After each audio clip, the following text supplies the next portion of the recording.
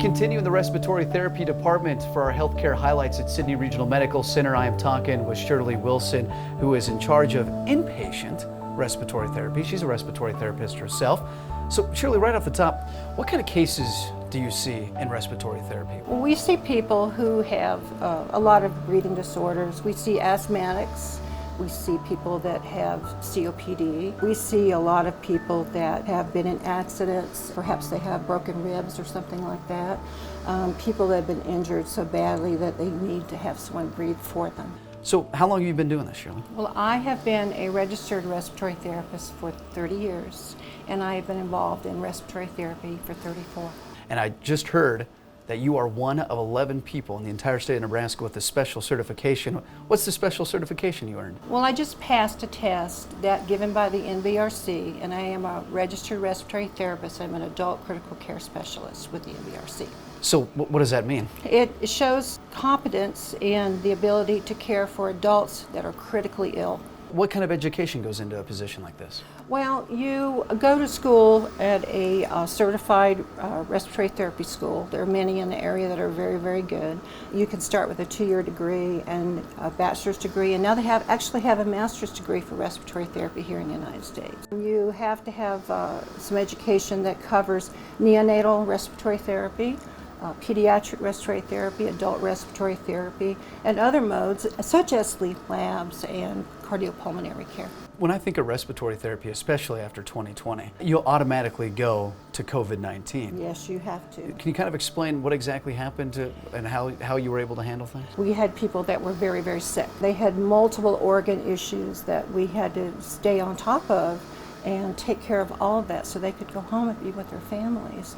Also, they were scared, and we had to be their friends and take care of them and let them know that we were there to help them. There are times when respiratory therapists have one-on-one care with a patient. They're in the room the whole time with that patient because they've got to watch every breath they take.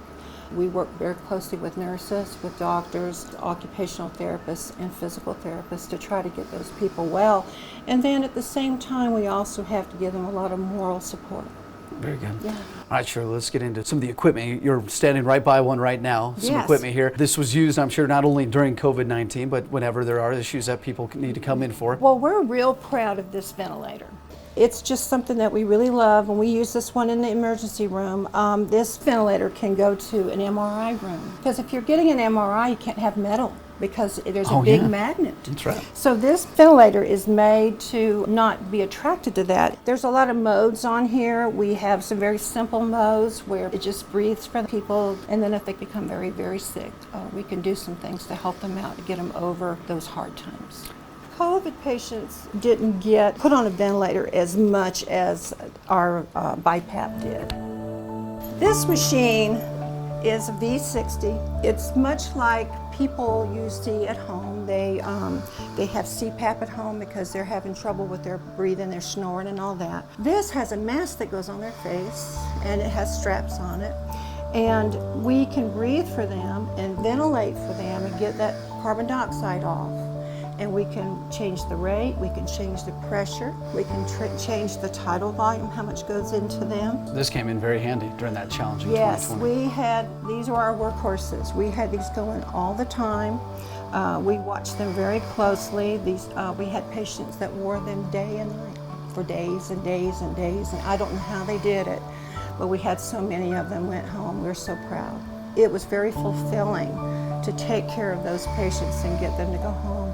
And even the ones that didn't get to go home, it was very fulfilling to help their families and help the patient while they were here. So Shirley, we've talked a lot about adults and COVID-19 and how you've helped out adults, but what's the role when it comes to, for instance, babies being born? At our hospital, every delivery respiratory therapists attend.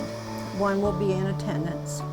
We make sure that all the equipment that would support the breathing or the CPR of an infant is ready to go. We also go to the OR, and we're there when there's cesarean sections done.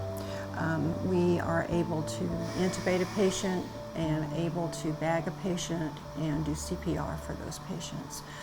Most of the time, they're perfect. They come out screaming, and their mamas and daddies are very happy, and we're happy to. Yeah. But we're there for them if things don't work out. Just in well. case. Just like you guys were there for us for COVID-19 too. Which, Yes, yes. Which we appreciate, whether it's babies, adults, or an emergency situation like COVID-19. We're thankful for all you've done and the entire staff here at SRMC, so we appreciate that. You're welcome. Thank you.